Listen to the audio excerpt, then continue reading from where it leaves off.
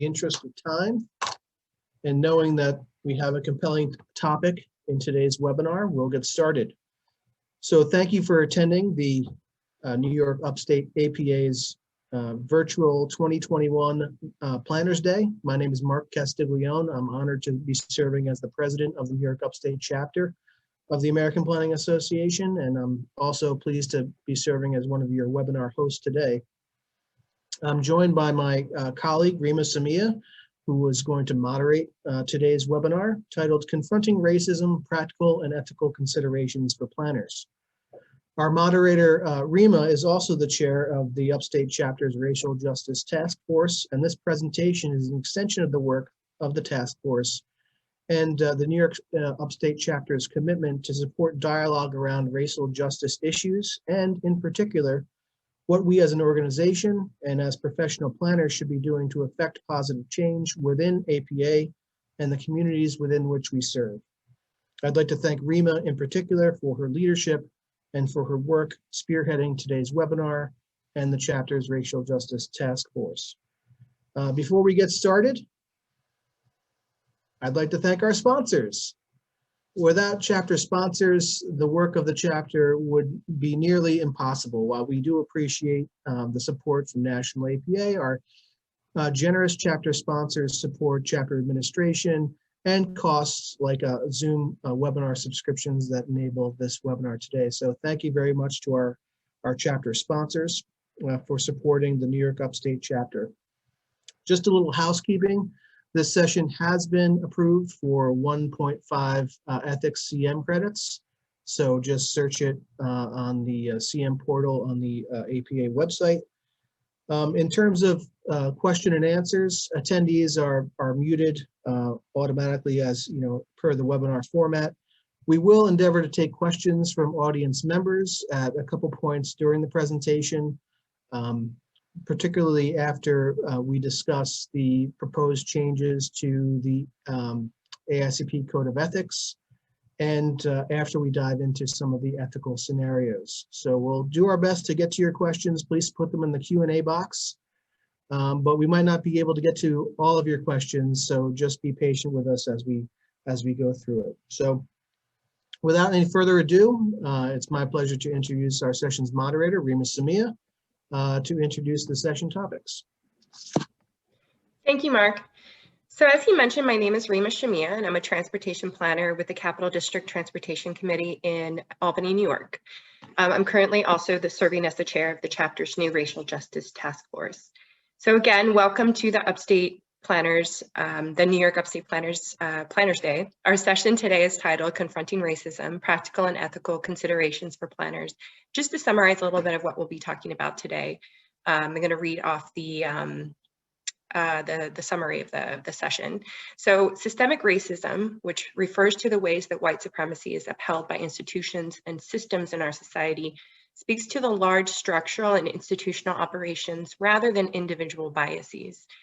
Practicing planners often encounter systemic racism while carrying out our work tasks. Today's panel will present the Ethics Code, review 2020 ethics cases of the year, and discuss their own experiences pushing back against systemic racism in their planning work. The session will explore the advantages and disadvantages of the Ethics Code as a guiding tool for planners feeling pressure to uphold racist systems and practices. And together we'll discuss amendments to the code to strengthen the principles to which we aspire. So before beginning the session today, I just want to put out a call for everyone here to just take 5 minutes after the session is over to take the member demographics and racial justice survey that the task force put together. Whoever you are, whatever you do, if you call yourself a planner in upstate New York, we want to hear from you. The survey data is very important because it will help the task force prioritize its work and give us an idea of the demographic makeup of the planners in our region. The survey link and my email address is in the chat. If you have any questions about the survey or the task force, please feel free to reach out. So we have a fantastic panel of speakers today. James Peters was appointed the APA AICP Ethics Officer in April 2015. He has more than 35 years of experience as a professional planner in the nonprofit, private, and public sectors with a focus on preservation planning. Since 2000, he has been a lecturer at the School of the Art Institute of Chicago and the University of Illinois at Chicago.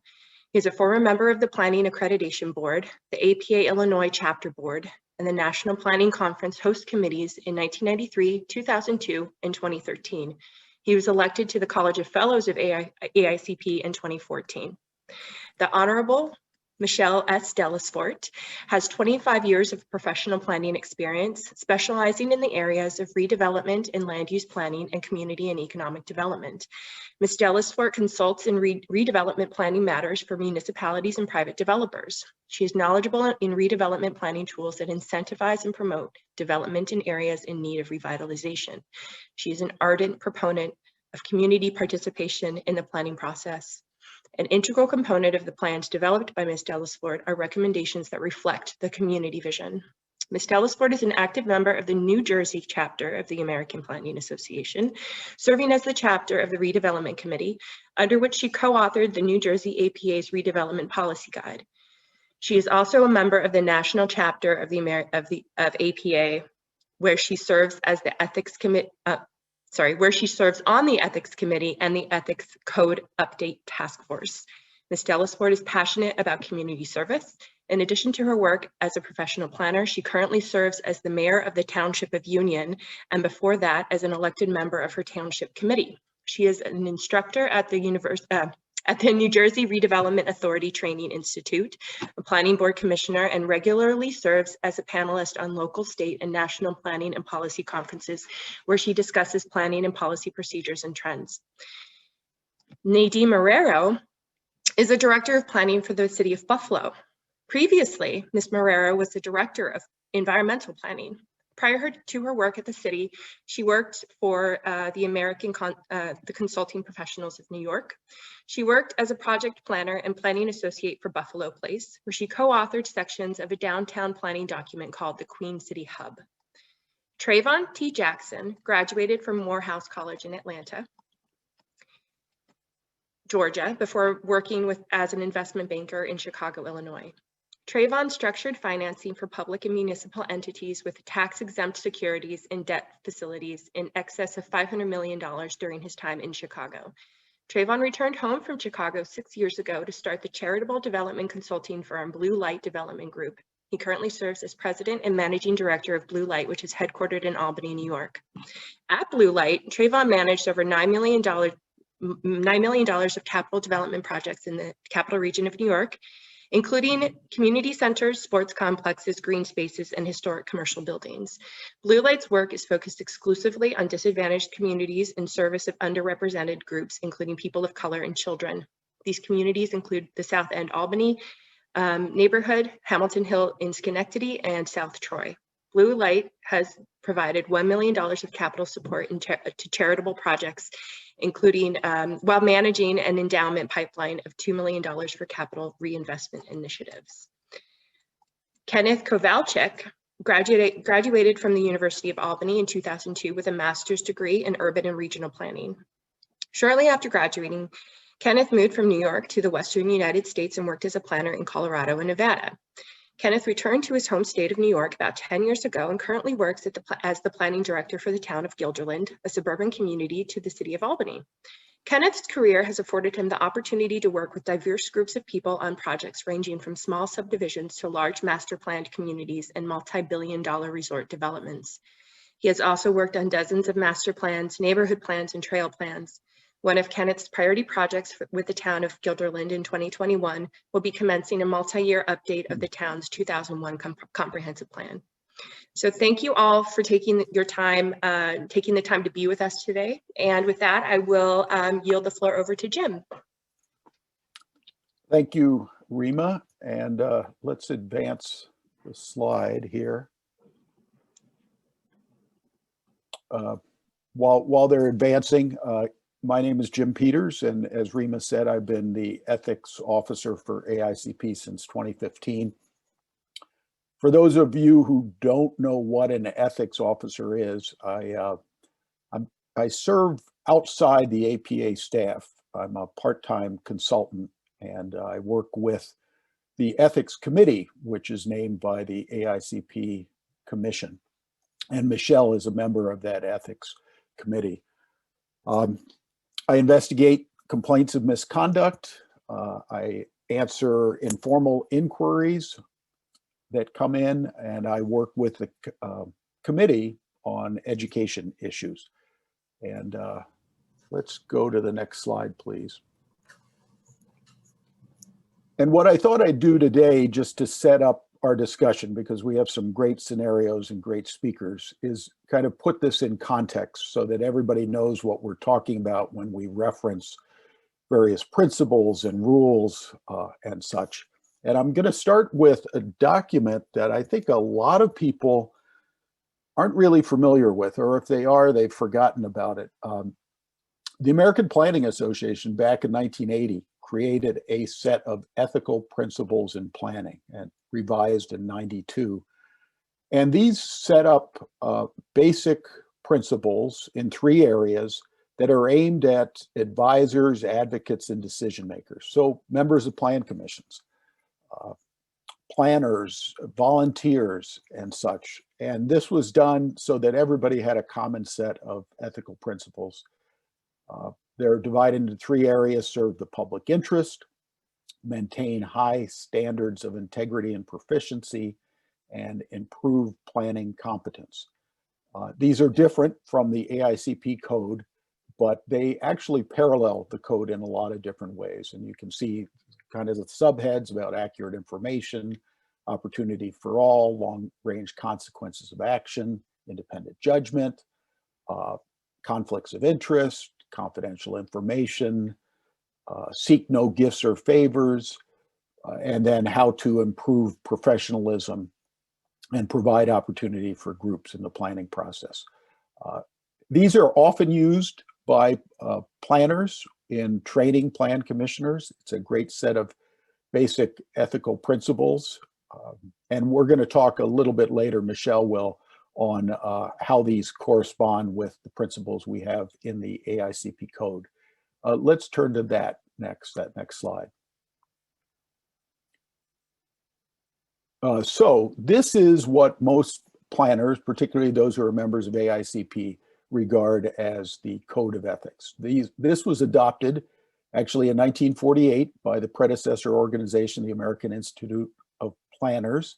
As you can see from those dates, it gets revised about every 10 years.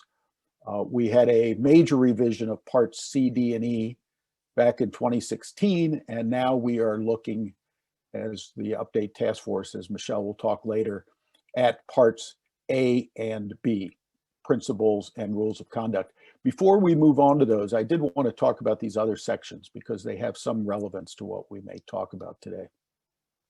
Part C talks about advisory opinions, and these can be informal advice, which is what I provide when people call. We get about 150 calls a year for informal advice.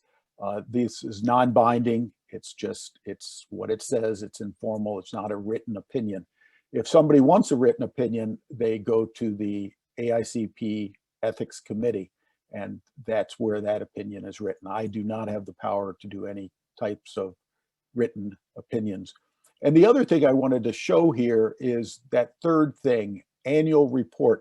Every year, the AICP Commission and the AICP Ethics Committee produces an annual report of what happened the previous year in terms of the ethics code, misconduct complaints, informal inquiries. And you can find that on the AICP or the APA planning website under ethics and under annual report. And it goes into great detail on the types of cases and decisions that are made. Section D talks about complaints of misconduct, which is I guess the feared aspect of the code for planners, is if somebody should file a complaint about misconduct. Last year, I think we had about 18 complaints of misconduct. So far this year, I think we've had 10. It goes into detail about filings, preliminary charges, dismissals, settlements, decisions, and appeals. So the whole procedural process of a complaint of misconduct is spelled out there. And then the last section gets into forms of discipline. And I think the slide went away there on my screen. I don't know. Yes, so I was informed that we weren't seeing the full. How's that? Got it. Thank God. Sorry about that, folks. Okay, everybody can see that? Yeah, we Okay. should be all set now. All right. Thank So you. I think where I was at the unfortunate part of the code, if we go back to that previous slide. Discipline of members.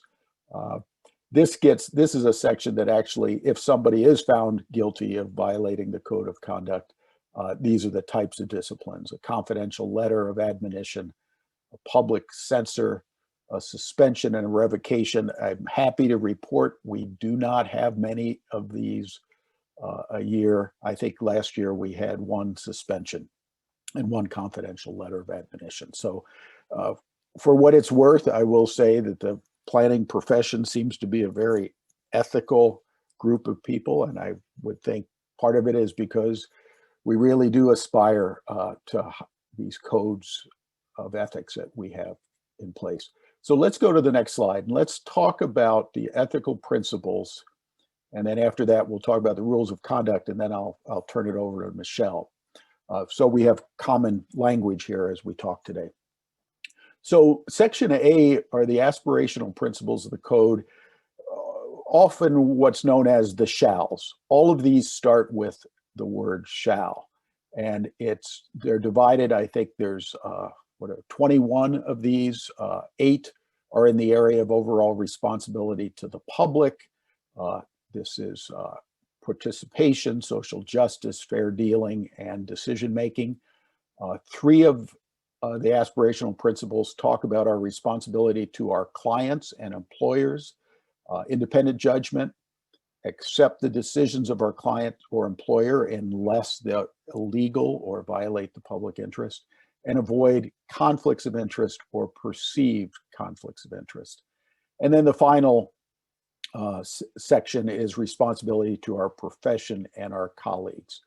Integrity, contribute to planning knowledge, volunteer, serve underserved communities and such. And there's 10 of those there. These principles are, as they say, they're what we aspire to do. However, we cannot be charged with misconduct for failure to do this. This is just what we are attempting to do, our aspirational principles. Let's turn to the next slide, please. So the section B is actually the specific rules of conduct, and these are the shall nots. In a way, they're like the commandments. There's 26 rules to which planners can be held accountable. If you are charged with violating a rule of conduct, a misconduct complaint and charge can be filed against you. I have not spelled out the 26 rules, but they fall into these, all of them fall into one of about 9 different categories: abusive position, conflicts of interest, false or deceptive statements, honest and fair dealing, lack of cooperation, and that's in the case of an ethics investigation, legal and ethical conduct, loyalty to employer, private communication, and respect for confidentiality. And those are what you can be charged with a misconduct complaint. Let's go to the next slide, please. So what Michelle and I did in preparation for this is we went through the AICP code, both the aspirational principles and the rules of conduct, to get at what we felt were the equity and inclusion aspects of both the principles and the rules of conduct. And we'll spell them out here. Under aspirational principles 1A, we shall always be conscious of the rights of others. 1E, we shall give people the opportunity to have a meaningful impact on the development of plans and programs that affect them, and that participation should be broad enough to include those who lack formal organization or influence. 1F, we shall seek social justice by working to expand choice and opportunity for all persons, recognizing a special responsibility to plan for the needs of the disadvantaged and to promote racial and economic integration. And then I want to emphasize this next point because I think this is a really strong, one of the strongest parts of the aspirational principles, and it's something we're trying to build on to expand with the new code revisions. And we shall urge the alteration of policies, institutions, and decisions that oppose such needs. I think it's a powerful statement, but it's one of the few in the aspirational that really gets at that point. And then we shall increase the opportunity for members of underrepresented groups to become professional planners and help them advance in the profession. That's it, as far as we can tell in the aspirational principles. A lot of other good, very good principles here, but those are the ones that seem to get at this issue of equity and inclusion. Now, under the rules of conduct, the only real rule that gets at this, and it's an oddly worded rule, and it's one of those that Michelle will talk about in just a moment of how we're looking to change it. We shall not unlawfully discriminate against another person. And I emphasize the word unlawfully, because that doesn't say we can't discriminate, we just can't do it if it's against the law. And as several chapters across the country have pointed out in the last few years, in some states, it's not against the law, certain forms of discrimination. So that was one of the issues we wanted to get at when we took on the code update. Can we advance to the next slide? And we'll come back to all of these aspirational principles and rules of conduct in Michelle's discussion about the code update. So before turning it over to Michelle, I just wanted to kind of lay out some of the things that the Ethics Code Update Task Force was looking at when it started the code update process almost 2 years ago. These were the issues that the task force identified and that they submitted to the AICP Commission, who discussed them. And this is what we set out when we started the discussion of the code update, what we wanted to look at. And the first one, universal agreement, was equity, privacy, discrimination, and harassment. We felt that the code did not adequately address those 4 areas. The second point may be a little bit procedural, but an important point, I think, for planners to know about is case appeals. If a non-AICP member files a complaint and it is dismissed, they have the right to appeal it.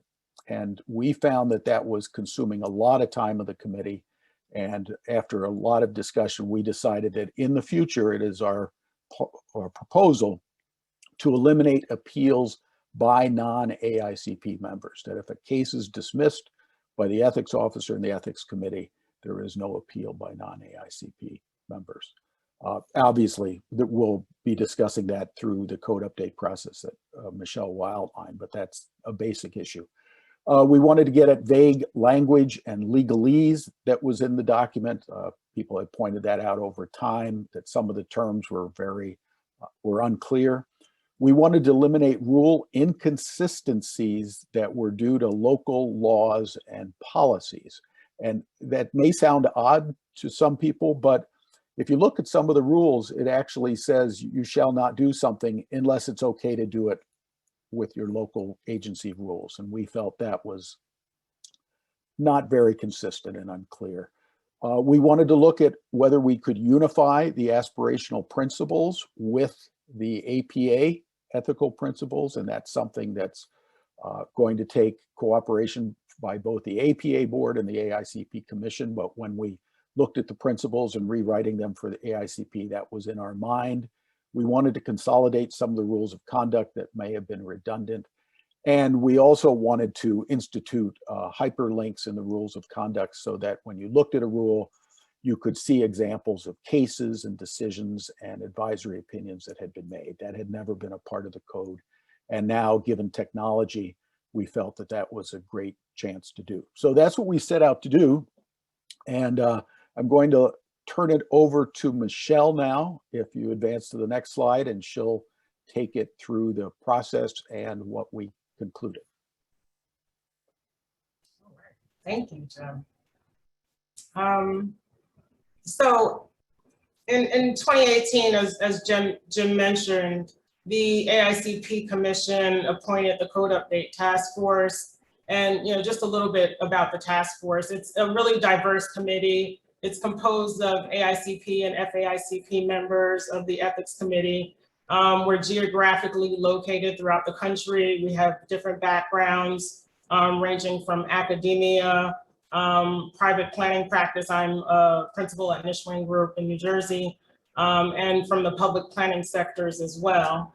Collectively, we bring a host of experience to this issue, and we've worked closely with Jim to prepare an user-friendly code of ethics and professional conduct that we anticipate will address the current day challenges and issues that planners across the country confront on a regular basis. And so, as Jim just mentioned, the task force prepared the draft code that identified those key issues that were approved by the AICP Commission in September of 2019. And so moving forward, you'll see this timeline that we prepared, and essentially you'll see that, let's see, we've essentially drafted the code revisions that we reviewed by the AICP Commission in December. This year, we continue to be very busy. The draft code revisions are reviewed by the component board. This month, we're basically doing revisions. Next month is really critical, and I just want to really stress this issue here, that the draft code revisions will be published, and they will be available for your review and for your comments. And so please look out for that. It's extremely imperative. We really are looking forward to your comments and your feedback. We've been working on this document for quite some time. And again, it's imperative that we do get some input and feedback from all of you. So please look out for that as of May 31st. And then in June, we're gonna have a town hall, a virtual town hall. And so we look for you to participate in that as well. And then in July and August of this year, we'll have final revisions. And of course, in the fall, there will be a review and a vote by the AICP Commission. Next slide, please. And so some potential new aspirational principles and rules of conduct that we've talked about that specifically speaks to the topic of today's conference. I'll kind of go over briefly. Sadly, I can't necessarily put them on a slide, again, because the code has not been released for public consumption yet. However, again, please, on May 31st, be sure to look out, because we do want your comments and we would like you to review it. And again, in June, mid-June, look out to participate in the town hall for the revisions. And so the task force essentially came up with a set of new aspirational principles that are directed at equity and inclusion. And those principles include design and promoting policies, regulations, and plans that would remove structural barriers to racial, ethnic, and economic integration, identifying human consequences of public action. We want you to be more intentional in our practice of planning by increasing our levels of cultural competency. We'd like to examine our own cultures and positions to really understand the inherent biases and privileges in order to better serve the public interest in a truly inclusive manner. Understand experiences and the history of Indigenous communities in each community of color. It's imperative that we honor the visions, the voices, and the perspectives of communities of color. Planners should incorporate those visions, ultimate plans, and strategies that they put forth in the products that they develop for the municipalities and the towns and cities that they serve. He also included a principle to incorporate equity principles and strategies as the foundation for more socially and just decision-making, implement changes in existing plans to overcome impediments to racial and social equity, recognize and work to mitigate the impacts of existing plans and procedures that results in patterns of discrimination or environmental injustice. And we see that in a host of different plans that we prepare now, whether it be zoning ordinances, redevelopment plans. But again, it's important that we put forth plans to mitigate impacts that would essentially conspicuously bring out patterns of discrimination and displacement. So it's imperative that we pay attention to those issues. And also include and increase the supply and quality of affordable housing and improve services and facilities while ensuring access by all residents. And finally, accept our unique responsibility to eliminate historic patterns of inequity tied to decisions represented in documents such as zoning ordinance and land use plans. So those are some aspirational updates that we came up with, but I'd also like to quickly mention a revision that we did to the rule of conduct. Jim mentioned earlier that number 20 is one of the rules that speaks to discrimination. It's the only rule that does, and it says we shall not unlawfully discriminate against another person. And he mentioned earlier also that, you know, unlawfully can be interpreted in so many different ways depending on where you are geographically, right? So to this end, what the task force did is they revised the rule of conduct that we shall not discriminate in employment, recruitment, compensation, termination, upgrading, promotions, titling, or other conditions of employment, nor shall we permit sexual harassment, intimidation, humiliation, degrading, or other offenses against the dignity of others. So we tried to be as comprehensive as possible and really touch on everything, ethnicity, sexuality, race, everything. So we wanted to make sure that we removed cultural, racial, and all types of barriers when we talked about discrimination. So where you are in the US, discrimination could just apply broadly. So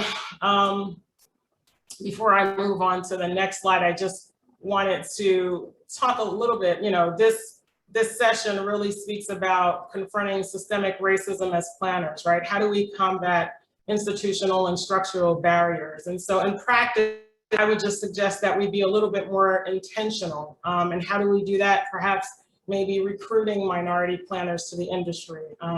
I know APA is very consistent in trying to promote and get out there and mentoring high school students and promoting the planning profession to graduate schools through scholarships and lobbying for potentially more opportunities and resources to attract diverse planners to the industry. I think that's very important as a way to combat structural racism. I think we should enhance advocacy and implementation efforts as well, perhaps reevaluate and retool to deal with this contemporary situation that's going on. I believe personally in the power of networking.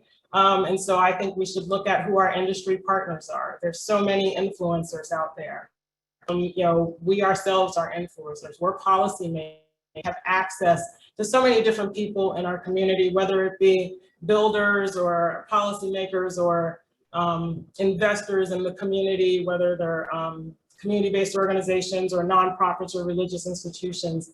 There is a way we can essentially collaborate with others, whether it be, you know, human assets or capital assets, and come together in a way to, again, advocate on a larger scale and really move forward with implementing improved planning practices and finding a way to sort of better implement our practices at the end of the day. And really, for me, I have this phrase, do better, right? Improve your planning services, just be more culturally competent in everything that we do. I think planners don't know what they don't know. And we need to just be more intentional in our planning practices by engaging in a more meaningful, thoughtful, and empathetic manner so that we can increase our level of understanding in the communities that we serve. We can't be afraid or detached from communities that we're planning for. And so when we're planning for communities that aren't racially or economically reflective of who we are, we have to fully engage to interpret their vision and be mindful to incorporate those visions in our ultimate plans and strategies. Next slide, please. I have a few ethics scenarios from the AICP Ethics Cases of the Year from 2020, and they speak on social equity. And so I'll read it real quickly. Norman, AICP, a staff planner with Costaville, has been assigned to review the site plan for a group home for refugee immigrant children who have been separated from their parents. The site plan meets all legal requirements, but Norman is concerned about the quality of the operation, as well as the long-term separation of the children from their parents. Next slide.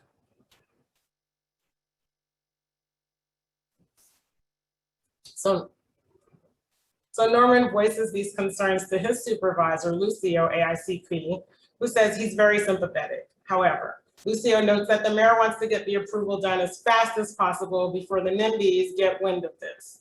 So Lucio tells Norman to focus just on the facts of the site plan review process in his staff report and not to mention any of his social equity concerns. I am sure that we all have had this situation in one way, shape, or form happen. And so the next slide. Question number 1 to my panel members. Is Lucio correct ethically to tell Norman to only focus the staff report on the facts relevant to the site plan review? Yes, no, or not sure?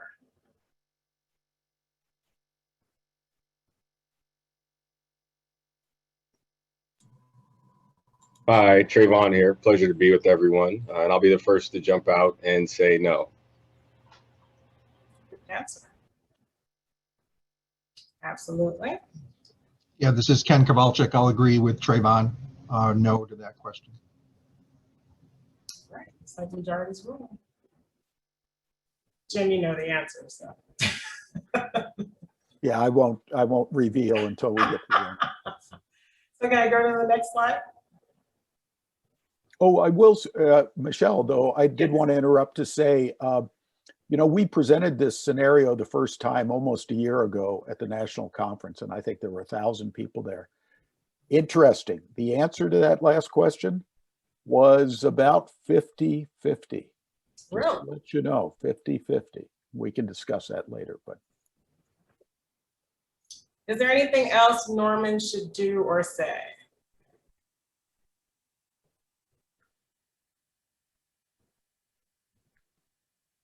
Do any of the panelists have any thoughts on that?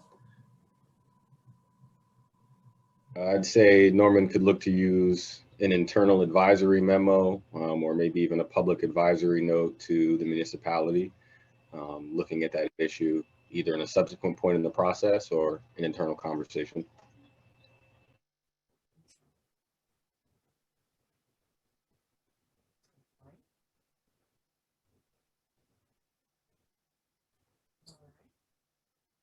So next slide. All right, so the aspirational principles speak to 1F, 2B, and 3E, which basically says we shall seek social justice by working to expand choice and opportunity for all persons, recognizing a special responsibility to plan for the needs of the disadvantaged and to promote racial and economic integration. We shall urge the alteration of policies, institutions, and decisions that oppose such needs. And also 2B is we shall accept the decision of our client employer unless the course of action is illegal or plainly inconsistent with our primary obligation to the public interest.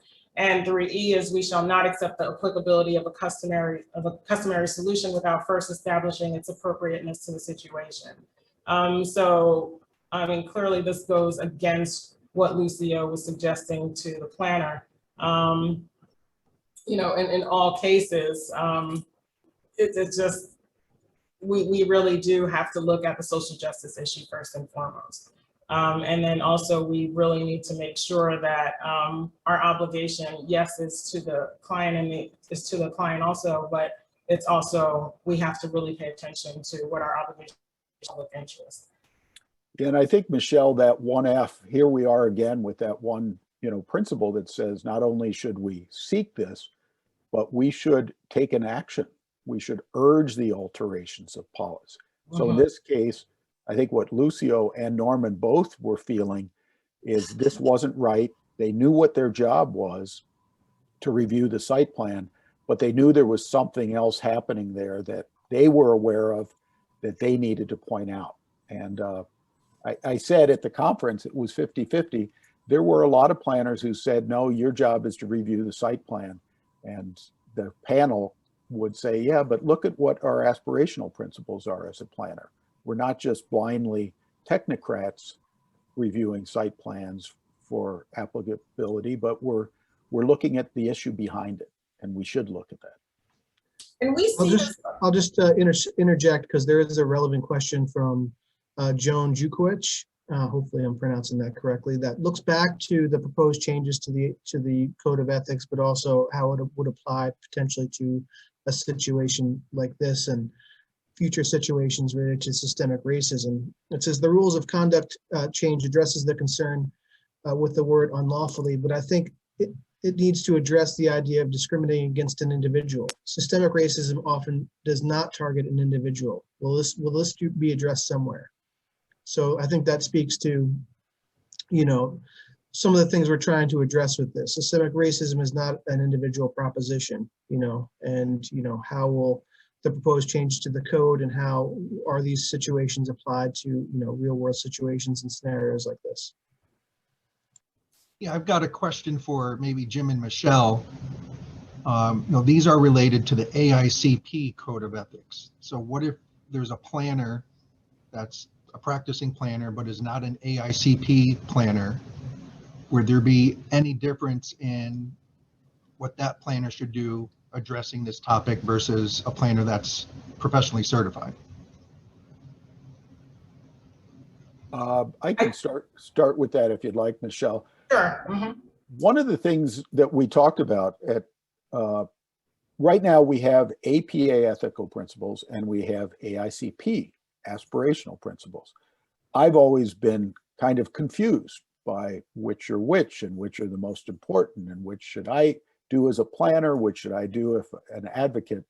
One of the things the task force really looked at in the rewrite, and it was a comprehensive rewriting of the principles, is could we make a single set of principles that both APA can adopt and AICP adopt? Because if we believe in these things as certified planners, shouldn't we believe in these as planners in the public interest? Since all planning is supposed to be done in the public interest, can we unify these? Now, that's going to take an action of both the APA board and the commission to do that. But that's, and maybe you could speak to that a little more, Michelle, that's, I think, what the task force was trying to set up. Absolutely. Actually, that's exactly what I was about to say. One of our issues was to set a goal to draft changes that would make the AICP Ethicals Code Aspirational Principles and the APA Ethicals in planning the same, quite honestly. Because as Jim just mentioned, there's so many similarities in cases. And again, we felt that whether you're a certified planner or not, at the end of the day, you're a planner and you're working in the same industries and we're facing the same exact issues. And so by all means, we should all follow the same codes of conduct. Something that we are looking to pursue and have a discussion about.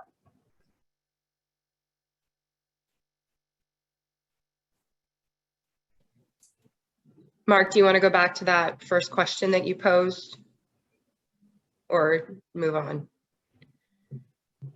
I think we can move on. We'll talk about it when we talk about Ken's scenario too. Okay. And before you click on that slide, I did want to have everybody point out 2B is interesting. We shall accept the decision of our client or employer unless we feel it's plainly inconsistent with our primary obligation to the public interest. And I think that's an important thing, that the planning code is distinguished from a lot of other professional codes. A lot of other professional codes, the focus is on your client, your employer, what your job is, health and safety in the case of engineers and architects. The planning code, both the aspirational principles of AICP and APA, are that our primary obligations of public interest. And I think that's why these concerns are even more important for us, because that's our duty.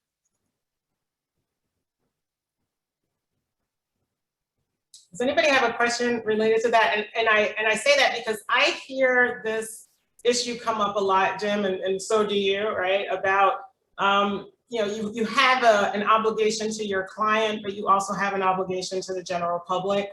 And so which one at the end of the day, holds more weight? And that seems to sort of be this question that, hasn't necessarily been fully answered yet. what's your take on it? Well, I think we get a lot of calls each year, and we've had complaints of misconduct too, where people feel they're caught in between those two, and we generally categorize these as embattled, ethically embattled planners, and you have to make a personal decision in that case. Are you going to stand up for what you believe professionally you're obligated to do ethically, or do you save your job? And boy, everybody's faced that. Right. And you have to make that decision, yourself. We can't advise you on that, but you have to figure out what is your purpose of being a planner. And I will say that is one of the things that we spoke about on the task force, as far as, when it came to inserting language to eliminate, when it came to inserting language to sort of not use the AICP as a weapon against planners. A lot of times, the code states that, you shouldn't use file charges against your fellow planners for frivolous manners. When you look at, numbers 22 through 24. And a lot of times we've received cases where files were charged against other AICP members for retaliatory purposes, etc. But we are trying to put language in the code now that protects us from non-AICP members, AICP filing charges against us for reasons like that. And I think that's sort of our attempt to kind of help our members use AICP as a way to kind of push back to your employers that are trying to push you to make decisions that aren't necessarily in the public's interest as well. That's a good point. That the code should be something that can help defend you when you're in these situations, rather than be used to weaponize against you. And while non-AICP members can still file under the proposed rules a complaint of misconduct, if the ethics committee and the ethics officer dismisses it, they can't continue the case. That's where we felt it was getting to a higher level of harassment of a planner, is that you could keep appealing it and you keep charging somebody. So we're trying to eliminate that. Do you want to talk about the rules that apply to this? So the next slide, please.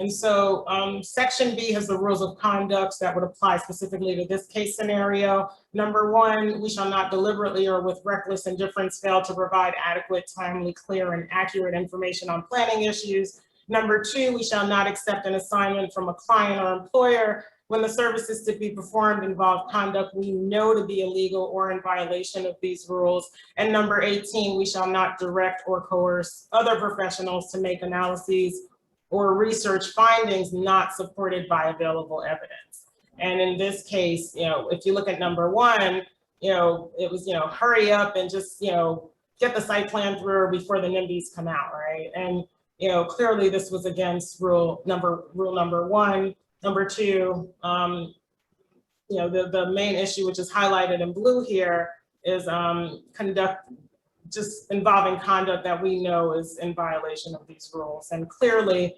the planner's social equity issue, or just his moral sense essentially was, well, what about, these immigrants and these children that are being separated from their families? And, it was just clearly a violation of the conduct. And then finally, coming up with findings that's not supported by any available evidence. So by all means, given the 3 rules of conduct, the planner was in violation if he were to move forward with that. And if people are interested, I think the next slide actually shows what happened in this. Remember, these cases are all based on real life examples. So in this real life case, which the scenario was based, Norman and Lucio decided to seek background information from other communities that have dealt with this group home operator. Meanwhile, a local community group began to raise its own social concerns about the project in public meetings, newspaper stories, and social media posts. And so that's how this situation played itself out.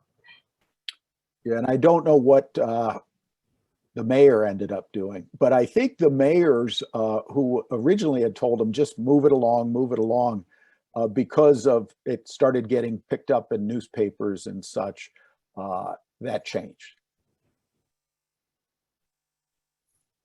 Okay, so I think we're ready for Ken's scenario. Is that right, Michelle? I don't want to cut you off. Yes. Oh, absolutely. Okay, great. So could we get the next slide, Mark? Do we have time to do their presentation or the PowerPoint that I provided really quick? We're running a little behind, Ken, Okay. but if you want to show the slides, we can. I'm just concerned that we'll not be able to dive into the meat of this. Okay. But you can, I mean, I would suggest you verbally, provide the background to it. Yeah, I sure. think that would be extremely helpful. Yep. Well, thank you, Jim and Michelle. I think the Code of Ethics discussion really sets a foundation for the scenario that I'm going to be presenting. So I'm the planning director for the town of Guilderland. We're a suburban community in the capital region. We share a boundary with the city of Albany. Our current population is approximately 37,000 residents.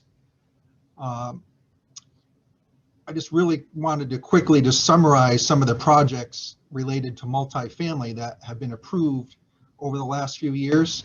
We've had a number of senior living facilities, intergenerational facilities, which is a combination of 55 and over, foster families and adults with developmental disabilities, affordable senior apartments, market rate townhomes and apartments.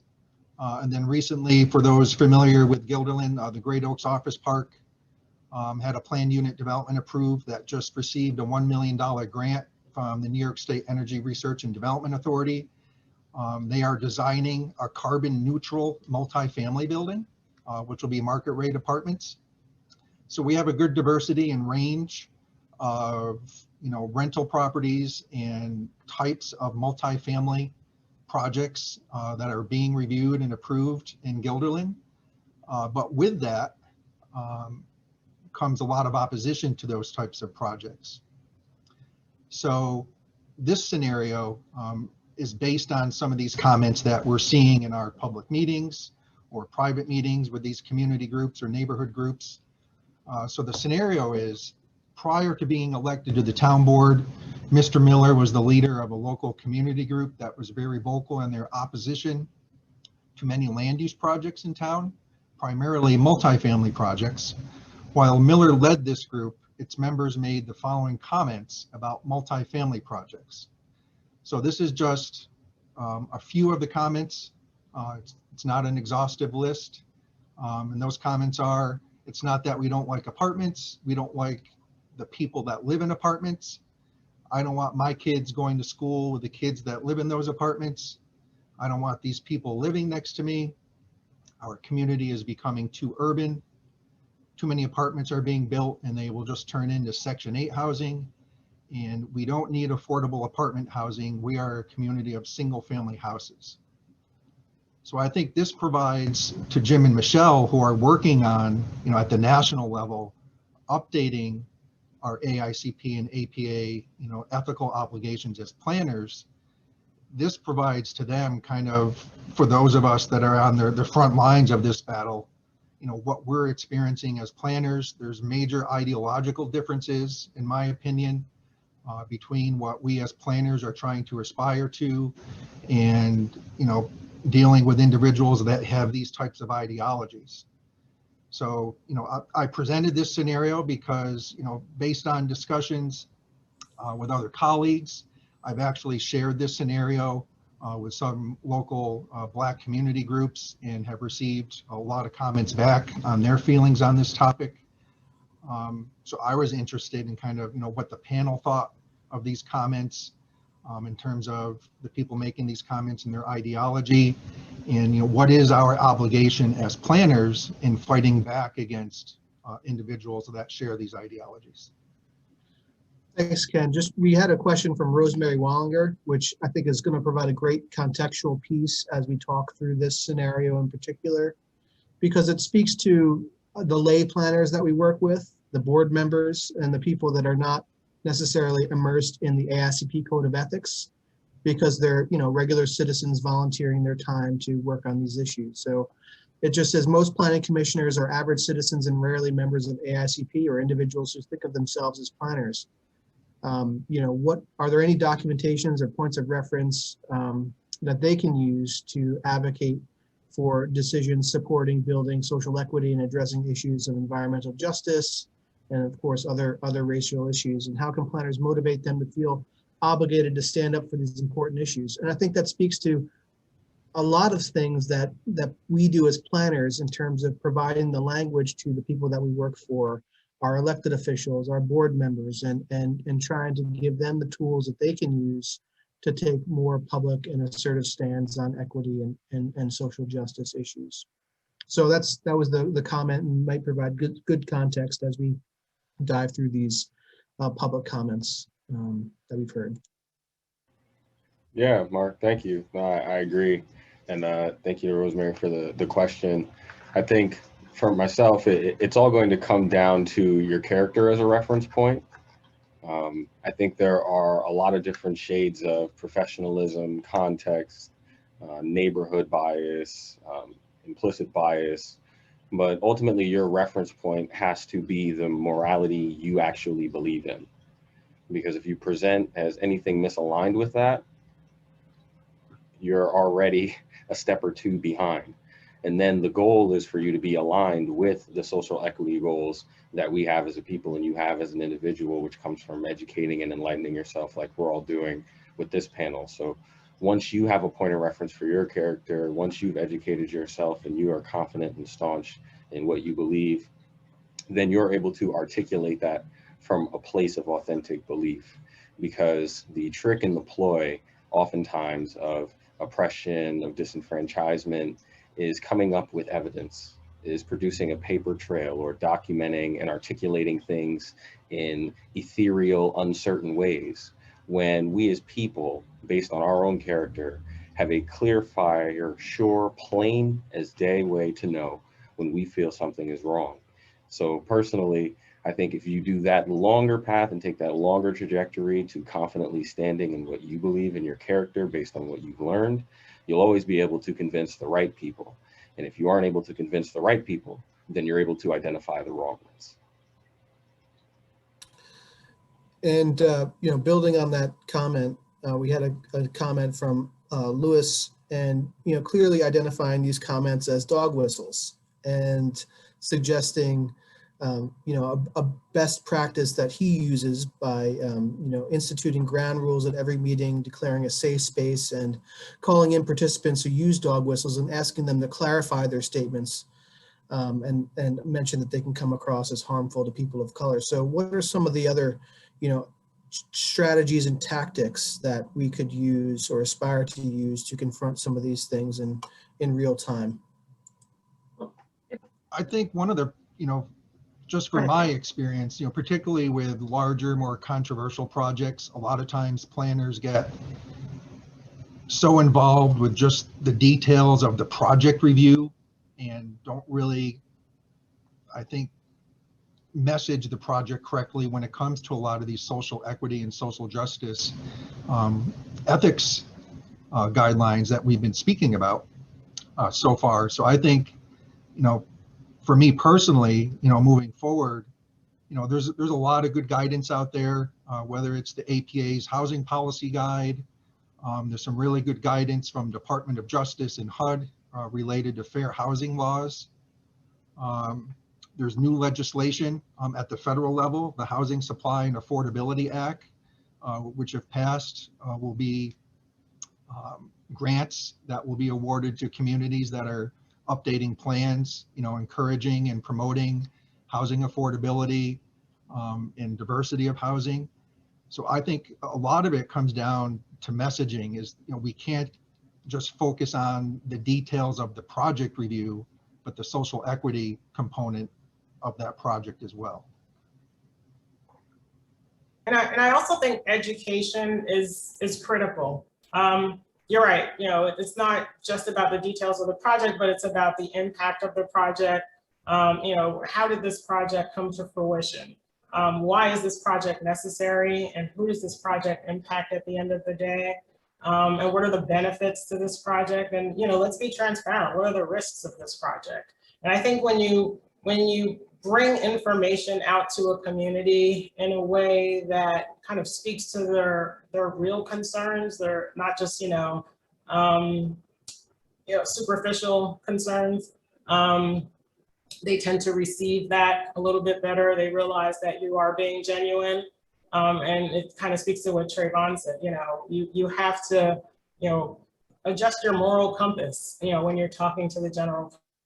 And I agree with Ken, as far as, being able to appropriately educate people, like, there are other resources that you can forward them to kind of justify and validate what you're saying. So, that sometimes, the general public will look at a planner who works for a municipality as, sort of the opposition, right? There's sort of a distrust sometimes in government. And so irrespective of what you say, you may not necessarily get the appreciation from residents or community members, because they may not necessarily believe what you're saying. So again, education, I think, is critical. And then also being able to direct them to the appropriate resources to validate what you're saying is a nice supplementary tool. And I think that we have to acknowledge that this isn't situational. We hear this when a project comes forth that is multifamily, but we can all see this coming 2 months, 6 months, a year down the line. So what are we doing today to move forward that conversation? So I supervise a planning board and a zoning board of appeals, and they're all sick of me saying, we don't talk about the people who live in buildings. We talk about the buildings. And so really starting that education of your board and your community a year before affordable housing projects start to come forward. What is that conversation we're having now? What is the training we're doing with our boards and our reviewers and our communities now, so that when the projects that do come up that directly have these issues, there's already a basis, and it's not reactionary. You're not saying, no, well, let's go off to the side and have this conversation, that you've been doing that work for a year or two. I work in an urban area. We hear these comments too. It's not just suburban communities. We hear, we have enough apartments. We don't want, we all hear, we all know that it's coming. So how do we prepare for that well enough in advance and really start to have those conversations before people come forward, both talking about the legal obligations they have, but also the moral and ethical obligations.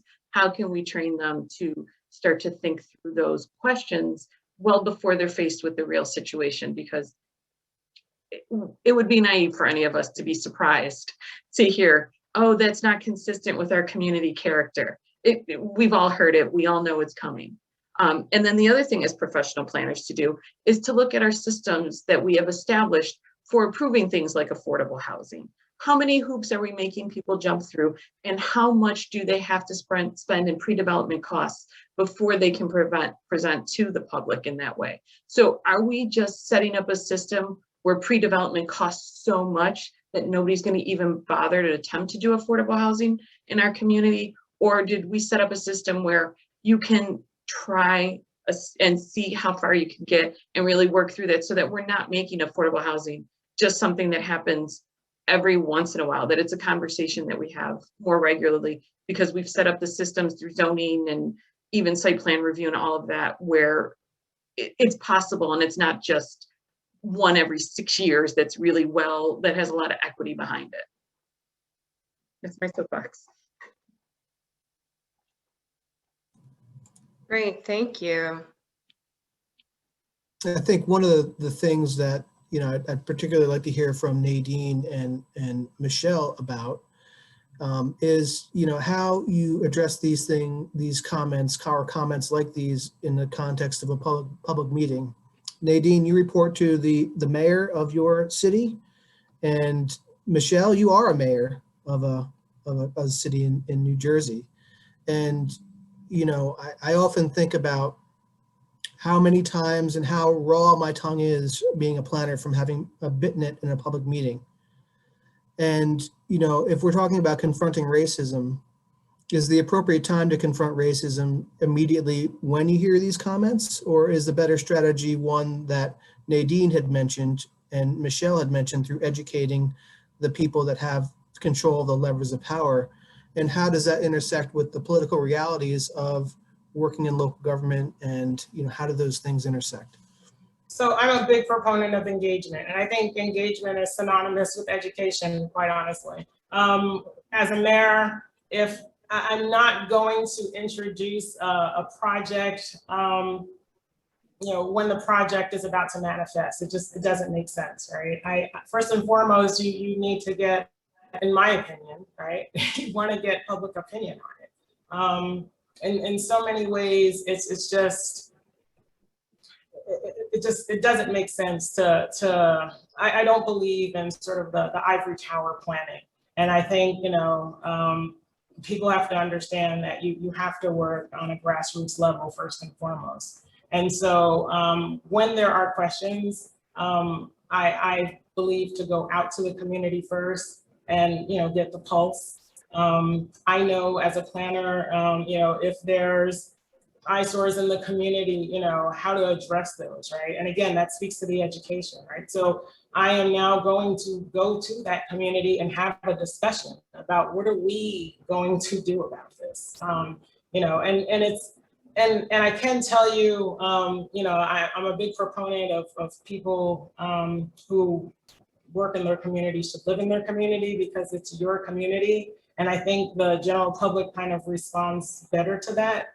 Because it's not, well, you don't live here, get out of here. But again, as a planning consultant, I think that's where the empathy helps as well. And really listening and being thoughtful and, having that moral lens on really makes a big difference. And so to answer your first question, as a mayor, how do I respond? It should never be a surprise to anybody. If I'm having a discussion with somebody, it better not be the first time that they're hearing about a project that's already underway. Like that's just not an option. It should have rolled out, the information should have been under discussion before property is even acquired. And when I have discussions with developers or interested investors, first and foremost, I always tell them, like the community that I live in, they are very articulate and they want to be informed, and that's part of the process. It's not, you're going to just come here and do what you want to do. It's like, no, you're going to come and you're going to engage, and we're going to have community meetings or focus groups, and be prepared to change your concept, and just be prepared to invest, because this is a partnership. This isn't you coming in and leaving. And I think the community really appreciates that at the end of the day. I can say at some points, people, again, the education is critical, because sometimes people don't understand where you're going. Why are you changing things, right? In some cases, you have communities that don't want to change. Nobody really embraces change at the end of the day. And again, I think that's why education is extremely imperative. So that's my soapbox. So, And Mark, Nate, before you go, Nadine, we did receive a comment which I think is relevant, which puts a finer point on the comment that I was trying to elicit from you all. And it's from Lewis again. And basically, the trials and tribulations of, or the drawbacks of calling somebody a racist in a public meeting as a planner. Something that you don't necessarily want to do, because as Lewis points out, it can be explosive and completely derail the meeting. And so, I'll just provide that and turn it back over to Nadine. yeah, and I would say, Mark, so I would have different strategies for addressing these comments in a public hearing and in a public meeting. So a public hearing is very formal. That's where hopefully you've trained your chairman of your board to properly address that conversation, direct it back, almost either respond appropriately in addressing it in a specific, almost scripted way, or, just try to cut down the conversation. So there's a process in a public hearing that I would address. And then in a public meeting, which is more likely to have a planner up front, I would first say is, does that planner feel safe? I am probably not going to address directly a statement from, I'm a 5 foot tall Hispanic woman. I'm not going to address an angry 6 foot, 300-pound man directly and call him a racist because I don't feel safe in that space. So first and foremost, your personal safety has to be, and you have to feel safe physically, but then also you want to feel safe in your community. Like, do the other planners around you support that? Is there attention being brought to that? So I don't want to discount the personal safety question that has to be taken into account when addressing this stuff, because there's not always, you can't always do it. Sometimes you really do have to think about yourself first. And I've had to make those decisions myself and be like, is this conversation, is this a space I feel safe having that conversation? If, however, you do feel safe in that space, you do directly address it. And I'm sorry, I don't understand what you mean by that. Who are those people? What do you mean by, do you understand what Section 8 housing is? Why do you have these questions? It doesn't have to be a statement against what they've said, but rather additional questions relating to what there is to help to try to get them to actually state why. There's strategies about standing closer to them, bringing more people into the conversation. There's all that stuff we can do.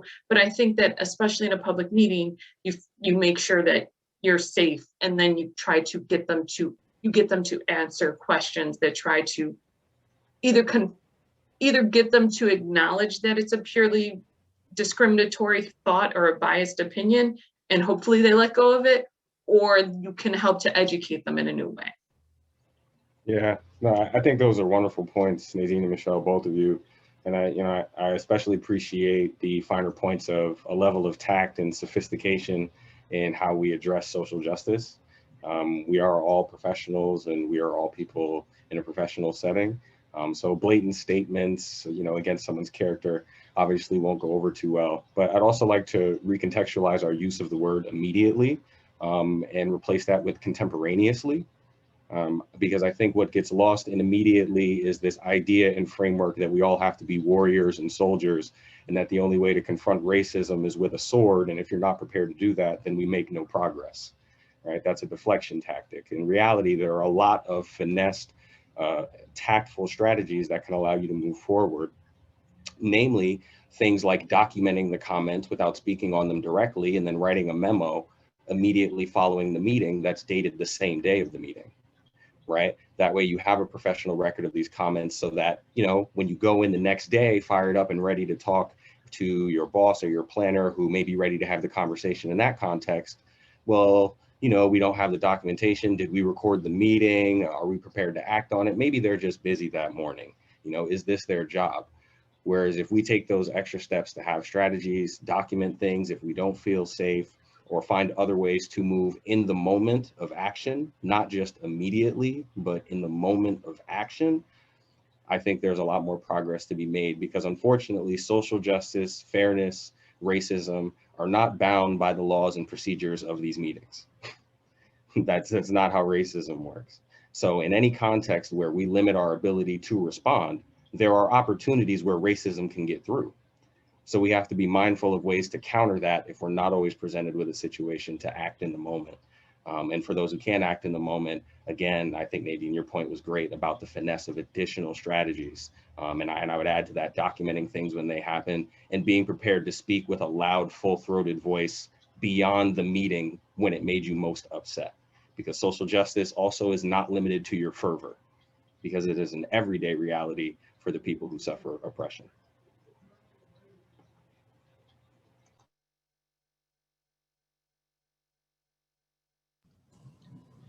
I think those are all really good comments. I appreciate the feedback. And I think I would agree that, a lot of times you're in meetings that are already very contentious. And I think if you were to, whether it's a board member or a planner, start accusing somebody of being racist, I don't think that's the professional way to handle those situations. I do think that, if somebody's making these comments, to follow up with qualifying questions, what do you mean by that? I think that was brought up earlier. because, you know, maybe somebody related to Section 8 housing, you know, in most communities, Section 8 housing is already existing.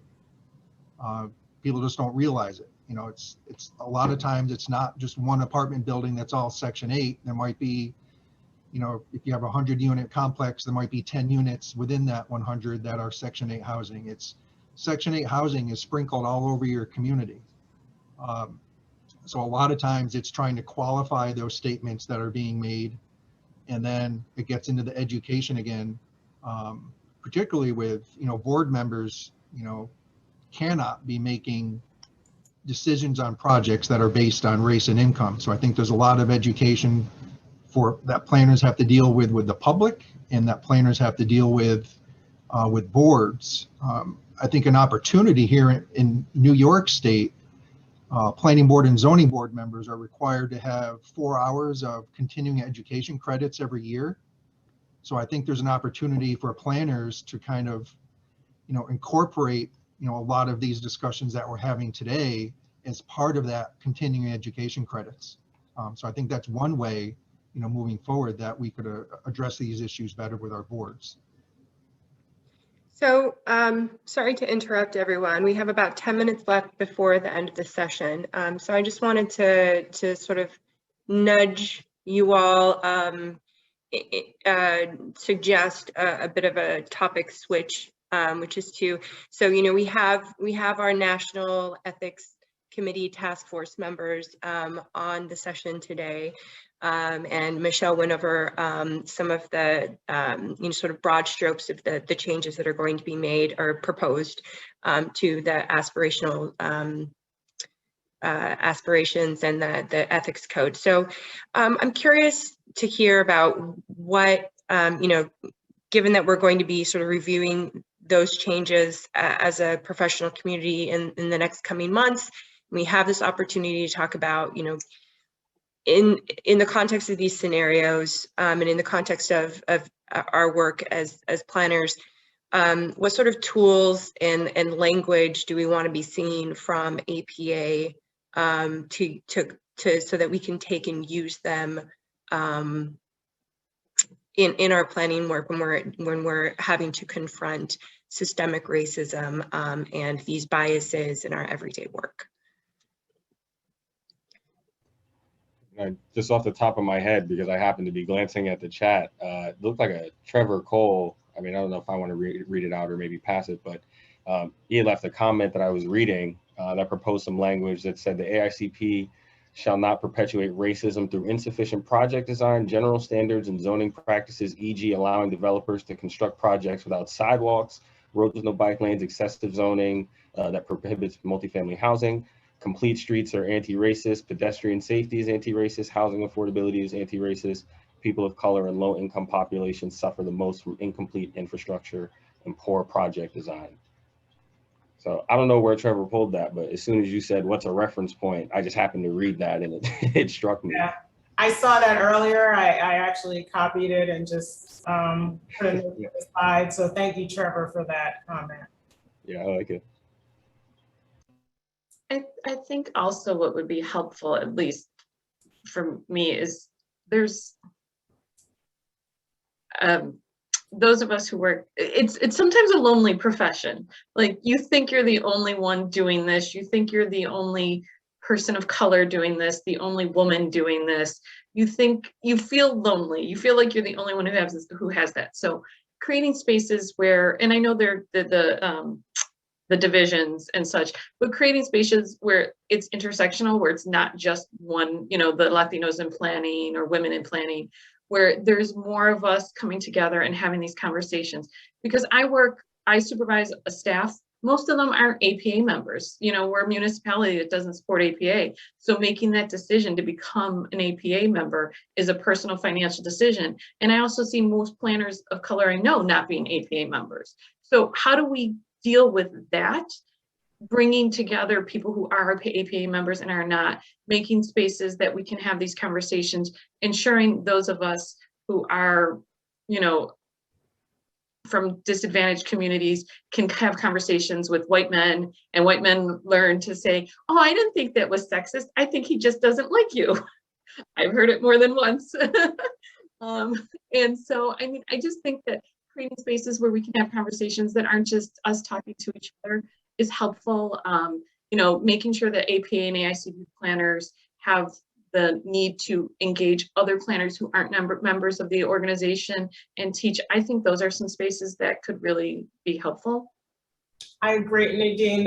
It's actually, I mentioned earlier as far as enhancing advocacy efforts, and I think that speaks to what you're saying as far as like who are our industry partners, right? So establishing collaborations with those people. First and foremost, you know, going out and, you know, mentoring, right? And trying to recruit more people of color to the planning industry. And how do we do that? I mean, start at the high school level, go to graduate school. You know, at my firm, we have a mentor program where we bring in students from graduate, undergrad planning programs, and you know, they actually come back and eventually work for us in different stages of their lives. So it's nice to be able to recruit planners of color into the industry and, you know, watch them grow and thrive, and then, you know, mimic your actions and do the same thing. Especially when you see people who are interested in the profession, who, especially at this time and age where, you know, you have a lot of folks who aren't really sure what they want to do, but they may be interested in community development, but may need a little bit of direction. So I think that's very critical. Provide scholarships, you know, lobby for just more opportunities and resources to attract people into the. So I think just as a starting point, that's a way to bring more people into the field. To speak to the issue about, you know, how do you establish those collaborations, right? Those groups. And I think, you know, conferences and just participating in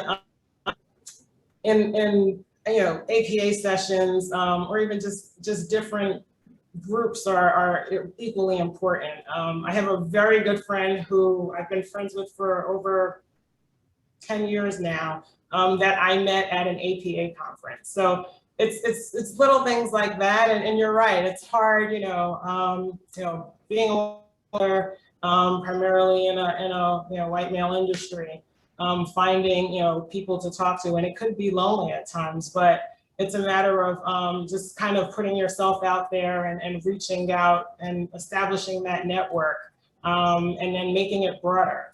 And I think those are good starting points.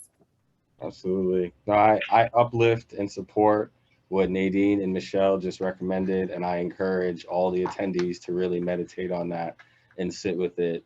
If there are any major takeaways, the loneliness and the emotional impact of racism and being a knight for your cause are taxing. So I just want to personally thank you both for that point, being here and sharing, and also let you know that the Blacks in Urban Planning Facebook groups are very active, and those message sections are very fun. So we can talk about that separately, but thank you from me to you. I really appreciate that perspective.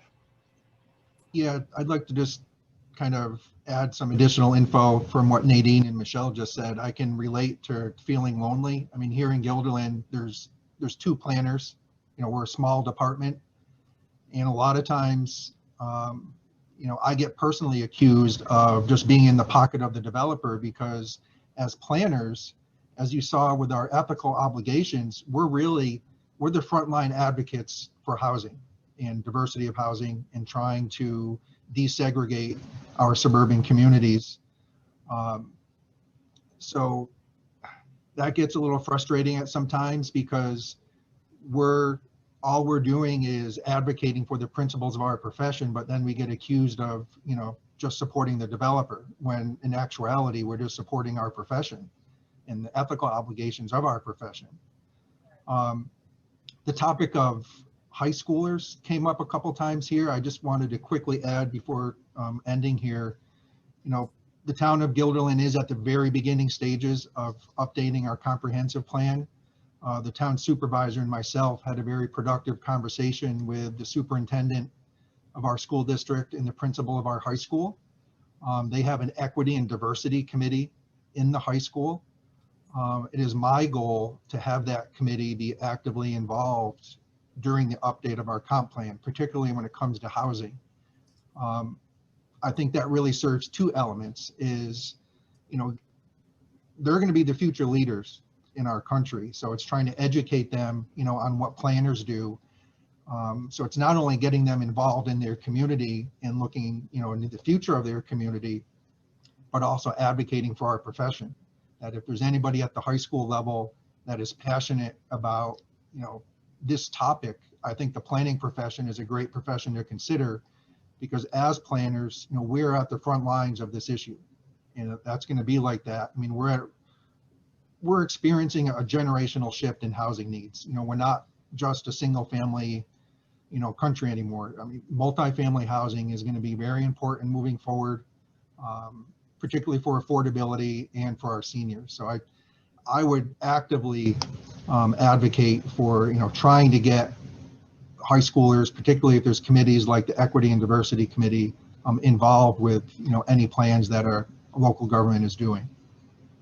I would also encourage you in your field of practice, when you're out doing site visits or at community meetings, when you meet somebody who you find is really passionate about what you're talking about. Ken, you said, some people, unfortunately, they come at you because you're working with developers. But if they sound like, they really have like this sort of passion about housing, right? Maybe you want to snatch them up and like really, kind of bring them in.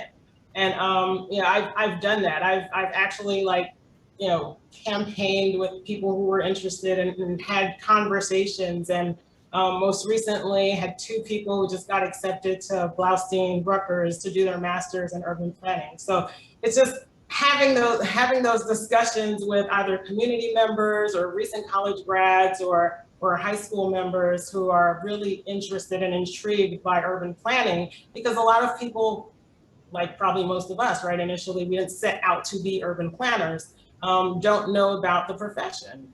And but once they do, it's just so broad, so in depth, so interesting. It's not something that sadly a lot of people are aware of. But once they are, I find personally that they really want to pursue an education and a life and a career in it. So if you, in your practice, find people who you feel are really interested and intrigued by it, again, bring them in.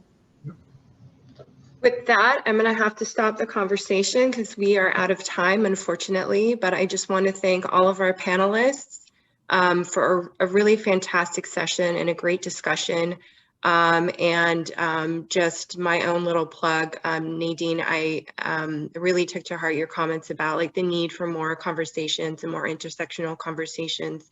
And that's something that I'm really hoping that our Racial Justice Task Force can sort of facilitate.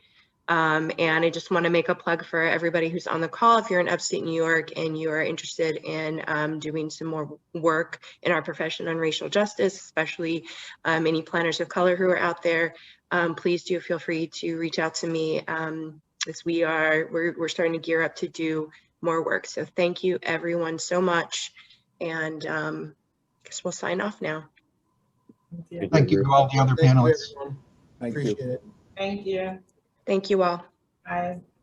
Bye-bye.